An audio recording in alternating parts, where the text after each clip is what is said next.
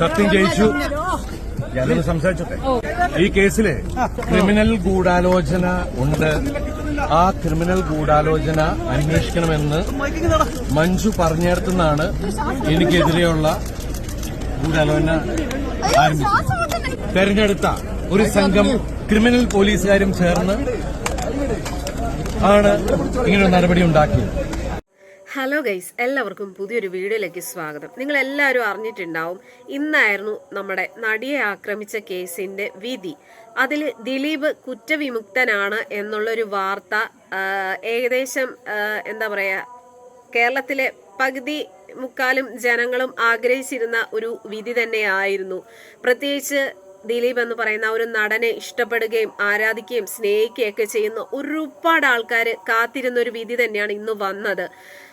അതോടൊപ്പം തന്നെ എടുത്തു പറയേണ്ട ഒരു കാര്യം എന്താണെന്ന് വെച്ച് കഴിഞ്ഞാൽ, ഇരയാക്കപ്പെട്ട ആ ഒരു നടിക്ക് നീതി ലഭിച്ചതെന്ന് തന്നെ കരുതുന്നു. കാരണം ആ ഒരു പെൺകുട്ടിക്ക് ആ ഒരു അവസ്ഥ വരാൻ കാരണക്കാരായിട്ടുള്ള 6 പ്രതികളെയും ശിക്ഷാവിധിയും അവർക്കുള്ള ശിക്ഷയും ഇന്ന് വന്നിട്ടുണ്ടായിരുന്നു. എന്തായാലും ഒരു കാര്യത്തിൽ വളരെയധികം സന്തോഷം തോന്നുകയാണ്. കാരണം നമ്മളൊക്കെ ഒരുപാട് സ്നേഹിക്കുകയും ആരാധിക്കുകയൊക്കെ ചെയ്യുന്ന നമ്മുടെ ജനപ്രിയ നായകൻ ദിലീപ്, അദ്ദേഹം കുറ്റവിമുക്തനായി എന്നുള്ളൊരു വാർത്ത കേട്ടപ്പോൾ ഒരുപാട് സന്തോഷം. അതോടൊപ്പം തന്നെ ഇരയാക്കപ്പെട്ട ആ ഒരു നടിക്ക്, അവരെ ആക്രമിച്ച ആ ഒരു പ്രതികൾക്കും ശിക്ഷ ലഭിക്കും, അല്ലെ ശിക്ഷ ലഭിച്ചു എന്ന് കേട്ടപ്പോഴും സന്തോഷമായി.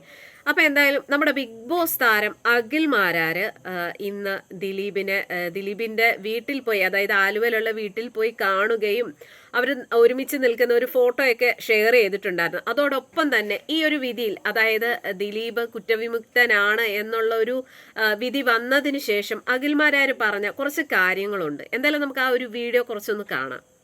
കാലചക്രം കറങ്ങി വന്നപ്പോൾ ഒരു കാലത്ത് പൊട്ടിച്ചിരിച്ചവർ ഇന്ന് കരയുന്ന അവസ്ഥയിലേക്ക് പോവുകയും ഒരു കാലത്ത് ഇല്ലാതാക്കപ്പെട്ടവൻ ഇന്ന് തലയുയർത്തി നിൽക്കുന്നതുമായിട്ടുള്ളൊരു ദിവസമാണ് ഇന്നത്തെ കോടതി വിധിയിൽ നിന്നും കാണാൻ കഴിയുന്നത്. 6 പ്രതികളെ, ഇതിൽ നേരിട്ട് കുറ്റകൃത്യത്തിൽ ഏർപ്പെട്ട 6 പ്രതികൾക്കും അർഹമായ ശിക്ഷ നൽകിയ ഒരു വിധിയായിരുന്നു ഈ വിധി.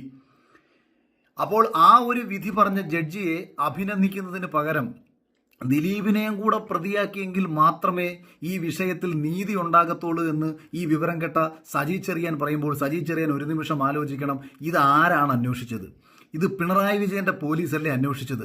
കഴിഞ്ഞ 8 വർഷമായി അവൾക്കൊപ്പം എന്ന് പറഞ്ഞ് നിലപാട് സ്വീകരിച്ച ഇടതുപക്ഷ സർക്കാരിന്റെ പോലീസ് കഴിഞ്ഞ 8 വർഷക്കാലമായി ഒരു മനുഷ്യനെ ഈ രീതിയിൽ സമൂഹത്തിൽ നിന്ന് ഇല്ലാതാക്കി അയാളെ ആത്മഹത്യ ചെയ്ത് കൊന്നുകളയത്തക്ക രീതിയിൽ വരെ എത്തിച്ചതിന് ശേഷം കോടതിയിൽ എന്തുകൊണ്ടാണ് അയാളെയും ഈ പൾസർ സുനിയെയും തമ്മിൽ കണക്ട് ചെയ്യിക്കുന്ന, അല്ലെങ്കിൽ ഈ വിഷയത്തിൽ ഒരു ക്രിമിനൽ ഗൂഢാലോചന നടത്തി എന്ന് നിങ്ങൾ പറഞ്ഞുകൊണ്ടിരിക്കുന്ന വാദങ്ങൾ ശരിവെക്കത്തക്ക എന്തെങ്കിലും ഒരു തെളിവുകൾ നൽകാൻ കഴിയാതെ പോയത്? അപ്പോൾ ഇത് ആരുടെ പിടിപ്പുകേടാണ്? ജഡ്ജി എങ്ങനെയാണ് വിധി പറയുന്നത്? മാധ്യമങ്ങളിൽ നടക്കുന്ന ചർച്ച നോക്കിയിട്ടാണോ ഒരു ജഡ്ജി തന്റെ വിധി പറയുന്നത്? മാധ്യമങ്ങളും സമൂഹ മാധ്യമങ്ങളും എല്ലാവരും കൂടെ ചേർന്നിരുന്നിട്ട് ആരെങ്കിലും ഒരാളെ പ്രതിയാക്കി കഴിഞ്ഞാൽ അത് കേട്ടിട്ട് എന്നാ വന്നിരുന്ന് ഞാനും അയാളെ അങ്ങ് പ്രതിയാക്കാം, ഇങ്ങനെയാണോ ഒരു ജഡ്ജി നിലപാട് സ്വീകരിക്കേണ്ട, അല്ലെങ്കിൽ ഒരു വിധി പുറപ്പെടുവിക്കുന്നത്? തൻ്റെ മുന്നിൽ പ്രോസിക്യൂഷൻ കൊണ്ട് കൊടുക്കുന്ന തെളിവുകൾ, ആ തെളിവുകൾ കൊണ്ടു കൊടുത്തതിനു ശേഷം എന്തടിസ്ഥാനത്തിലാണ് ഇയാൾ പ്രതിയായതെന്ന് കൃത്യമായ കാര്യകാരണങ്ങൾ നിരത്തി വാദിച്ച് തങ്ങളുടെ ഭാഗങ്ങൾ വിജയിപ്പിച്ചെടുക്കാൻ ശേഷിയുള്ള ഒരു വക്കീലിന്റെ മിടുക്ക്.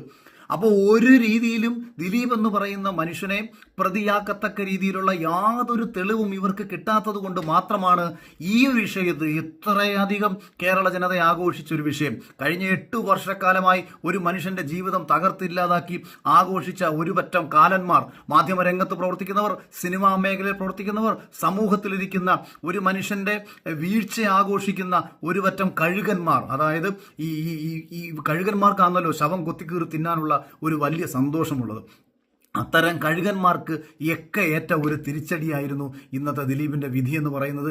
ഇവിടെ എന്തുകൊണ്ടാണ് ഞാൻ ഈ വിഷയത്തിൽ ദിലീപിന് അനുകൂലമായ നിലപാട് സ്വീകരിച്ചതെന്ന് കൂടി നിങ്ങൾ മനസ്സിലാക്കണം. 2017 മുതലുള്ള എൻ്റെ ഫേസ്ബുക്ക് പോസ്റ്റുകളെല്ലാം വളരെ കൃത്യമായ രീതിയിൽ കാര്യകാരണ സഹിതം ഇവിടെ പറയുന്നുണ്ട്. ഇവിടെ മഞ്ജു വാര്യർ ഇതിലൊരു ഗൂഢാലോചനയുണ്ട് എന്ന് പറയുന്നത് വരെയും ഈ വിഷയത്തിൽ കേരള പോലീസിന് ഇതിലൊരു ഗൂഢാലോചന കണ്ടെത്താൻ കഴിഞ്ഞിരുന്നില്ല. മുഖ്യമന്ത്രി അന്നത്തെ സമയത്ത് പറഞ്ഞത് ഇതിൽ ഗൂഢാലോചന ഇല്ല എന്നുള്ളതായിരുന്നു. അന്നത്തെ DGP സെൻകുമാർ പറഞ്ഞത് ഈ വിഷയത്തിൽ ഗൂഢാലോചന ഇല്ലെന്നാണ്. അപ്പോൾ പൾസർ സുനിയെ കൊണ്ട് ഈ വിഷയത്തിൽ ദിലീപിന്റെ പേര് പറയിപ്പിക്കും വിധം ഇടപെടൽ നടത്തിയതാരാണ്? അന്ന് പൾസർ സുനി ജയിലിൽ വെച്ച് ദിലീപിന് മെസ്സേജ് അയച്ചു എന്ന് പറഞ്ഞ് മാധ്യമങ്ങൾ ഇങ്ങനെ ആഘോഷിച്ചു. അന്ന് ഞാൻ ചോദിച്ചു, പൾസർ സുനി ആർക്കൊക്കെ മെസ്സേജ് അയക്കും? ദിലീപ് അയാൾക്ക് മെസ്സേജ് അയച്ചിട്ടുണ്ടോ? നിങ്ങൾ അതിനെക്കുറിച്ച് പറയൂ. അപ്പം ദിലീപ് അയാൾക്ക് പൈസ കൊടുത്തതിൻ്റെ തെളിവില്ല, ദിലീപ് അയാളെ ബന്ധപ്പെട്ടതിൻ്റെ തെളിവില്ല, ദിലീപും അയാളും തമ്മിൽ കണ്ടതിൻ്റെ തെളിവില്ല. പിന്നെ എന്താണ് ഇവന്മാർ പറഞ്ഞുകൊണ്ടിരിക്കുന്നത്? പൾസർ സുനി ദിലീപിന് കത്തെഴുതി. പൾസർ സുനി എഴുതിയ കത്തെന്താണ്? ദിലീപേട്ട, ഞാനിങ്ങനെ ചെയ്ത കാര്യം നമ്മൾ മാത്രമേ അറിഞ്ഞിട്ടുള്ളൂ. നമ്മൾ പണ്ട് മറ്റൊരു കാര്യം ചെയ്തിട്ടില്ലായിരുന്നു. ആ കാര്യം ഞാൻ ഇതുവരെയും ആരോടും പറഞ്ഞിട്ടില്ല. അതുപോലെ പണ്ടൊരിക്കൽ ദിലീപേട്ടൻ എൻ്റെ അടുത്ത് ഇന്ന രീതിയിൽ ഇന്നൊരാൾക്ക് വേണ്ടി ഇന്നത് ചെയ്യണമെന്ന് പറഞ്ഞില്ലേ, അത് ഞാൻ ആരോടും പറഞ്ഞിട്ടില്ല. അതുപോലെ ദിലീപേട്ടൻ പണ്ടെൻ്റെ അടുത്ത് പറഞ്ഞിട്ട് ഞാൻ മറ്റൊരു കാര്യം ചെയ്തിട്ടില്ലായിരുന്നു. ആ കാര്യവും ഞാൻ ആരോടും പറഞ്ഞിട്ടില്ല. അങ്ങനെ ദിലീപേട്ടൻ പണ്ട് അന്ന് നമ്മൾ രണ്ടും കൂടെ പോയപ്പോൾ ദിലീപേട്ടൻ അവിടെ പോയി ചെയ്ത മറ്റൊരു കാര്യമില്ലായിരുന്നു. ആ കാര്യവും ഞാൻ ആരോടും പറഞ്ഞിട്ടില്ല.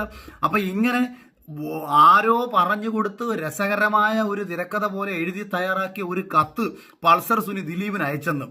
അത് പൾസർ സുനിക്ക് ഇന്ത്യൻ പ്രധാനമന്ത്രിക്ക് കത്തയച്ചൂടെ? പൾസർ സുനിക്ക് നരേന്ദ്രമോദിക്കും ഇവിടുത്തെ പിണറായി വിജയനും കത്തയച്ചൂടെ? അല്ലെങ്കിൽ ഇവരുടെയൊക്കെ മൊബൈൽ നമ്പർ കിട്ടിക്കഴിഞ്ഞാൽ പൾസർ സുനിക്ക് ഇവർക്ക് അങ്ങോട്ട് മെസ്സേജ് അയച്ചൂടെ? ഇവർ ഇങ്ങോട്ട് എന്ത് മെസ്സേജ് അയക്കുന്നു?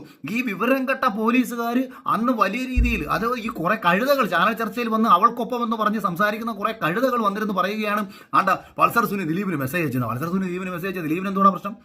പൾസർ സുനി നാളെ നിങ്ങൾക്ക് മെസ്സേജ് അയക്കും, അപ്പോൾ നിങ്ങൾ പ്രതിയാവൂ. പൾസർ സുനി നാളെ എനിക്ക് മെസ്സേജ് അയച്ചാൽ ഞാൻ പ്രതിയാവൂ. അല്ല പിണറായി വിജയൻ അയച്ചാൽ അയാൾ പ്രതിയാവൂ. പൾസർ സുനി നാളെ ഓരോ ദിവസം ഓരോരുത്തന്മാരെ പേര് വിളിച്ച് പറയും, അവരൊക്കെ പ്രതിയാവൂ. അപ്പം ഈ ദിലീപ് ഈ വിഷയത്തിൽ എന്ത് ചെയ്തു? ഇതാണല്ലോ അറിയേണ്ടത്. ദിലീപിന് ഇരയാക്കപ്പെട്ട പെൺകുട്ടിയോട് മുൻപുണ്ടായിരുന്ന വ്യക്തിവിരോധം അത് സമൂഹത്തിലും അല്ലെങ്കിൽ സിനിമാ മേഖലയിലുള്ളവർക്കൊക്കെ അറിയാം. പിന്നെ ഈ സിനിമാ നടി ഏതാണ്ട് മലയാള സിനിമയിൽ കത്തിജ്വലിച്ച് നിന്ന സമയത്താണോ സിനിമയിൽ നിന്ന് പുറത്താവുന്നത്? ദിലീപ് ഇയാളെ പുറത്താക്കുകയായിരുന്നോ ചെയ്തത്? അല്ല. മലയാള സിനിമയിൽ നിന്ന് സ്വാഭാവിക പുറത്താകലിന്റെ വക്കിലെത്തി സിനിമകൾ നഷ്ടപ്പെട്ടുകൊണ്ടിരിക്കുന്ന സമയത്ത് സിനിമയിൽ നിന്ന് ഔട്ടായ മലയാള സിനിമയിൽ ഒരു നടി, അത് യഥാർത്ഥത്തിൽ ഈ നടി മാത്രമല്ല, മലയാള സിനിമയിൽ അഭിനയിച്ചിട്ടുള്ള എല്ലാ നടിമാരും ഒരു സമയമായി കഴിയുമ്പോഴത്തേക്ക് സിനിമ ഏകദേശം അവസാനിച്ച് അവർ കരിയറിൽ നിന്ന് പുറത്താവും. അതിന് ദിലീപ് ഇയാളുടെ കരിയർ ഒന്നും തകർക്കേണ്ട ഒരു കാര്യവുമില്ല. എന്തായാലും വളരെ വ്യക്തമായിട്ടും ആത്മാർത്ഥമായിട്ടും അഖിൽമാരാർ പറഞ്ഞ വാക്കുകൾ നിങ്ങൾ കേട്ടല്ലോ. ദിലീപ് ഈ ഇത്രയും വർഷം അനുഭവിച്ച ആ ഒരു കാര്യങ്ങളെ കുറിച്ച് വളരെ വ്യക്തമായിട്ട് അഖിൽമാരാർ ഇവിടെ പറയുന്നുണ്ട്. എന്തായാലും ഒരുപാട് ആൾക്കാർക്ക് കുരു പൊട്ടിയിരിക്കുകയാണ്. അതായത് ദിലീപ് പ്രതിയാകാത്തതിലും ദിലീപിന് എന്താ പറയുക ശിക്ഷ ലഭിക്കാത്തതിലും, പ്രത്യേകിച്ച് ദിലീപ് ഈ ഒരു കേസിൽ നിന്ന് കുറ്റവിമുക്തനായതും കണ്ട് കുരു പൊട്ടിയ കുറെ എണ്ണങ്ങളുണ്ട് കേട്ടോ. ആ കുരു പൊട്ടിയവരൊക്കെ അവിടെ ഇരുന്ന് അങ്ങ് പൊട്ടത്തേ ഉള്ളൂ. എന്തായാലും കോടതിയിൽ ഇരിക്കുന്ന ജഡ്ജിക്ക് തെറ്റു പറ്റില്ല. തെറ്റ് ദിലീപ് ചെയ്തിട്ടുണ്ടായിരുന്നുവെങ്കിൽ തീർച്ചയായും അതിനുള്ള ശിക്ഷ ദിലീപിന് കിട്ടിയേനെ. അപ്പോൾ അദ്ദേഹം തെറ്റ് ചെയ്തിട്ടില്ല എന്ന് കോടതിക്ക് ബോധ്യമായതുകൊണ്ട് തന്നെ അദ്ദേഹത്തിനെ കുറ്റവിമുക്തനാക്കി. എന്തായാലും വളരെയധികം സന്തോഷം. നമ്മളുടെയൊക്കെ ജനപ്രിയ നായകൻ ദിലീപ് ഇത്രയും വർഷങ്ങളായിട്ട് അനുഭവിക്കുന്ന ആ ഒരു തീരാ ദുഃഖത്തിൽ നിന്ന് ഇന്ന് അദ്ദേഹം കുറ്റവിമുക്തനായി എന്ന് വേണം പറയാനായിട്ട്. എന്തായാലും ഒരുപാട് സന്തോഷം. അതോടൊപ്പം തന്നെ അഖിൽമാരാർ പറഞ്ഞ ഓരോ വാക്കും വളരെ എന്താ പറയുക സന്തോഷം തോന്നുന്ന ഒരു വാക്കുകൾ തന്നെയാണ്.